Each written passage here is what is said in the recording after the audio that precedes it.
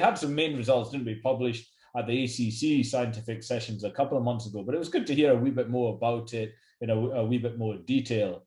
So really, this trial was a small trial, about 1,300 patients, or just under 1,300 patients hospitalized with COVID-19 with at least one risk factor for COVID-19 complications. So that included diabetes, type 2 diabetes, but also included individuals without type 2 diabetes, but with risk factors such as atherosclerotic, cardiovascular disease, renal disease, etc. So individuals received either dapagliflozin 10 milligrams or placebo for 30 days in total. And that was initiated within 4 days of hospital admission.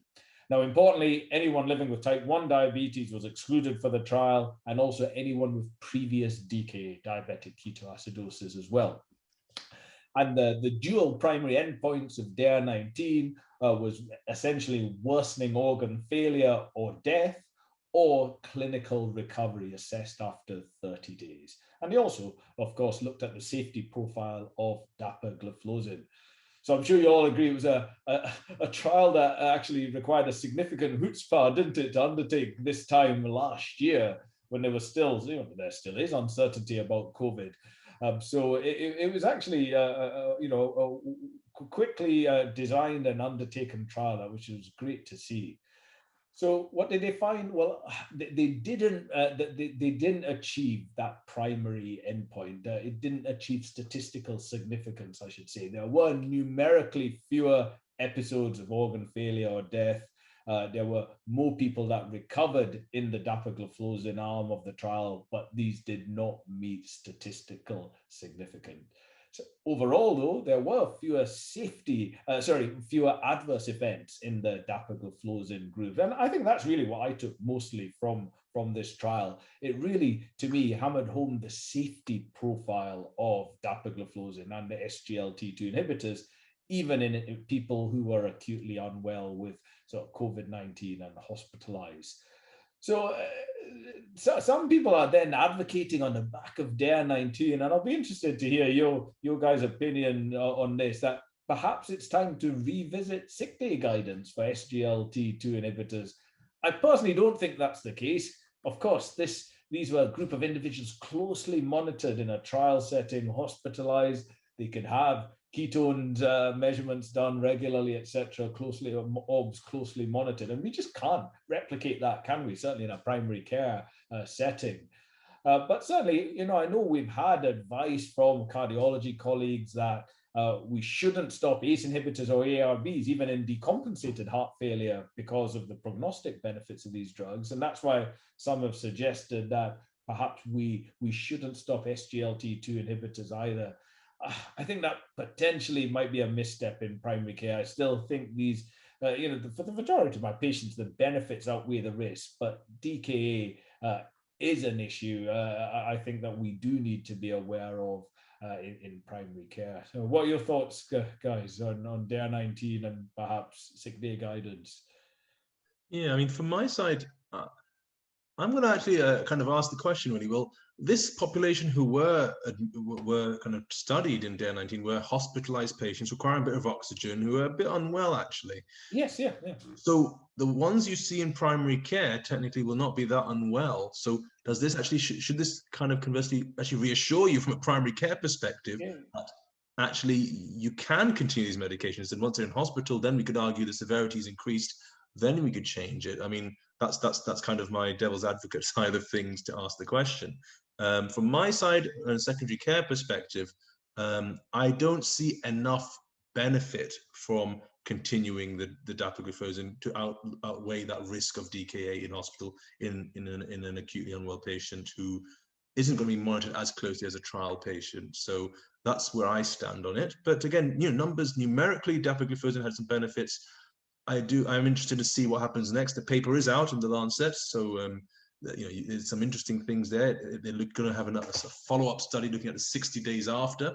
It's only 30 days, remember? So again, maybe they may see more benefit in 60 days, and looking at a few other parameters. So, and I'm interested to see what happens next. I think this is just a precursor to further studies of dapagliflozin in those without COVID in acute settings to see if it has benefit in reducing cardiovascular complications in such patients. So interesting. But yeah, those are my thoughts on it. And whether you want to answer about my devil's advocate question, I'll leave it up to yourselves. Well, I mean, the SGLT2 trials that have been published today, a number of them, there have been very few cases of DKA, haven't there? But it's definitely an issue, isn't it? With, between us, we've all seen DKA with SGLT2 inhibitors.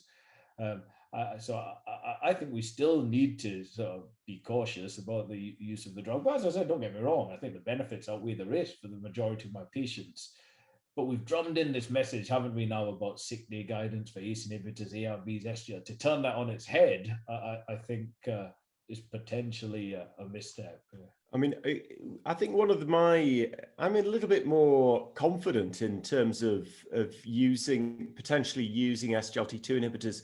Because remember in the DARE 19, obviously there was a cohort with type 2 diabetes, but there's also a large cohort who didn't.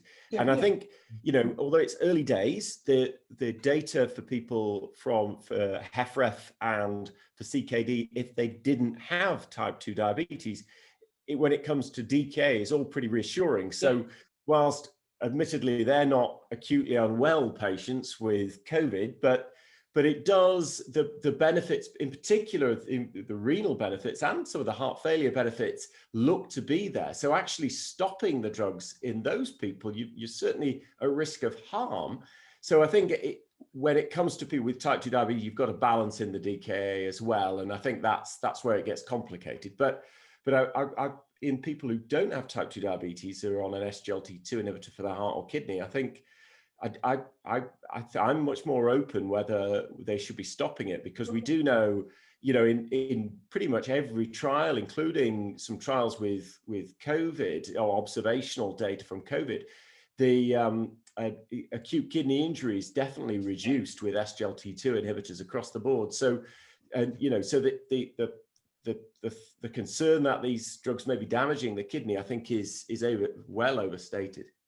Yeah, I think this is a really interesting topic for primary care, because when a medication is stopped, we can't always guarantee that it's going to be restarted or how soon it's going to be restarted, isn't it? And so that's one element of it. And are we potentially kind of putting patients at more harm by having a delayed restarting or resumption of the medication?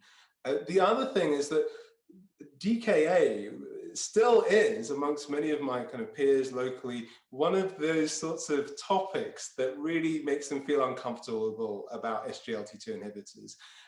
So it's quite an interesting topic that we now have some data, obviously, in very unwell patients who've been hospitalized, that I can see myself using this kind of data to give some more reassurance to colleagues locally who perhaps are thinking about initiating an SGLT2 inhibitor in patients who are essentially well and stable. So it can be used perhaps in different ways there, but I think perhaps we're not quite there with sick day guidance being changed. I think generally we will be erring on the side of caution there, but some of the arguments that you, especially Patrick, what you're saying, I think, definitely have to bear that in mind. And just to add to that, I mean, we in terms of even people with type 2 diabetes, it's often, I mean, if you're sat in secondary care, I'll challenge one of the things with Kevin, because I've not actually had any of my patients, he says, looking around for wood, who's had, and I've been using SGLT or prescribing SGLT2 inhibitors for well, since launch. So and I've not had anybody with a DKA. Now, I haven't got the world's largest clinical practice, but I'm a relatively, I use more SGLT2 inhibitors than any other class, with the exception of metformin. So that's been my practice for a number of years now. So the best data from that comes from a Canadian real world data, but it's about 1 in 700 patient years. So it's not a big surprise. But if you're sat in secondary care, all the people with DKA are going to end up there. So for them, I'm sure it feels a lot more. So I can understand both sides, but I think, the benefit, there are benefits there, although of course we always get blamed for failures, not actually stopping people being admitted from heart failure, because that's a numbers game. It's the one who goes in ill with your treatment people blame. So like I always bang on about, it's sick day guidance, isn't it? Not sick day rules. It needs to be individualized to that person sat in front of us. And as Patrick said, perhaps in some cases it is beneficial, absolutely, to continue them. But in others, perhaps that risk-benefit ratio is perhaps not so favorable. So yeah, it needs to be an individualized clinical decision, doesn't it?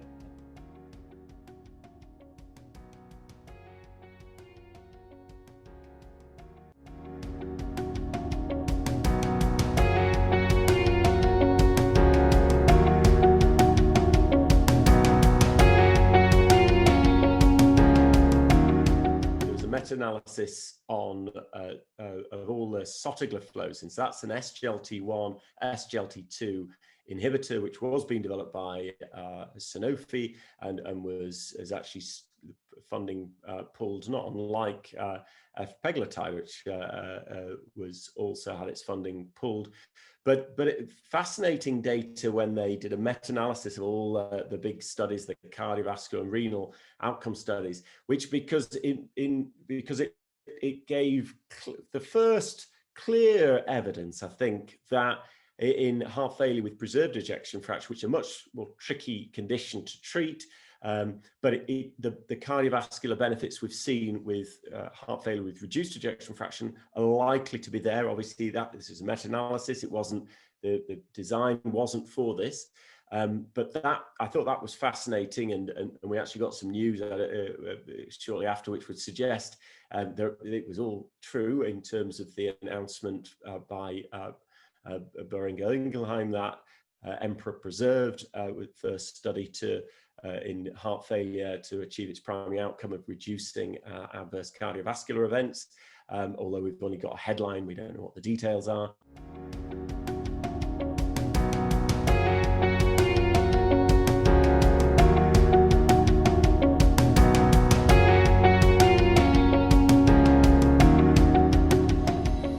And then the other one, which was it was actually Amar who tweeted this one, which I thought was like almost the image of the ADA, was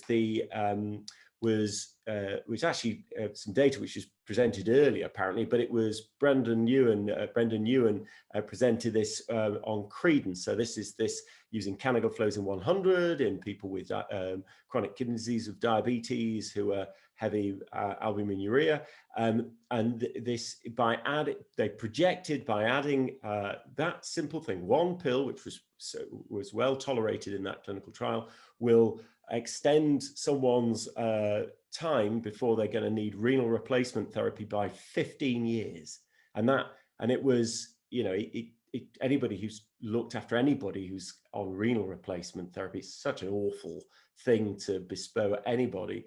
If you can kick the can further down the road, they don't have to endure that. So and also very costly intervention too. So they were the bits which came which stood out in terms of the good old SGLT2. Now I'm not describing it as a sulfonylurea at the moment. But that they were bits and pieces which came out well. Certainly, that mirrors my clinical experience. Soon after CREDENCE was published, I discussed with one of my patients I know well about starting Sotagliflozin 100 milligrams because of his diabetic kidney disease. He had a PCR of 400 actually, and then an EGF. I remember discussing this patient with you, Patrick. Remember that? Because this was before my patient was aware this was off license. This was before Sotagliflozin. And and his latest PCR is below 30 now. His EGFR is stabilized, and I had a letter from the renal physician actually echoing what Brendan Ewan found. And the introduction of SGLT2 inhibitors staved off this gentleman's requirement for renal replacement therapy by 15 to 20 years. It's just absolutely phenomenal. It really does do what it says on the tin, the SGLT2 inhibitor. So. This is hope, for the right patient, of course, and now that it does have a license, that hopefully will give us a wee bit more confidence to use it in that context. Because certainly that's why I discussed the case with Patrick, because I was prescribing off license, albeit on the basis of a well-conducted trial. I just needed that extra bit of confidence. A discussion with Patrick just about the appropriate use of it.